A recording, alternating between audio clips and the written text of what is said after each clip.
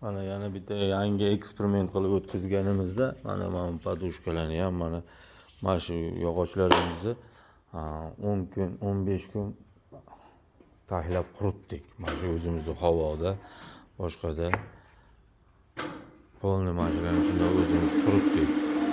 Quritganimizda mana shunaqa holatda bo'lar ekan, faqat bunda bitta nima sal qoqish qiyinlashar ekan.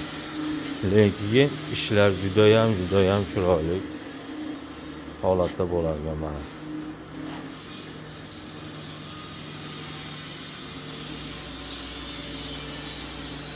Mana.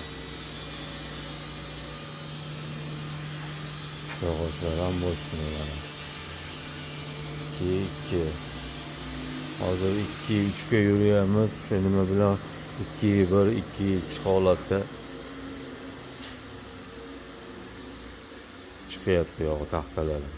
O'sha ozgina sergitganingizdan keyin ham holat yaxshi bo'ladi. Sergitmay qoqsangiz ham qoqish oson.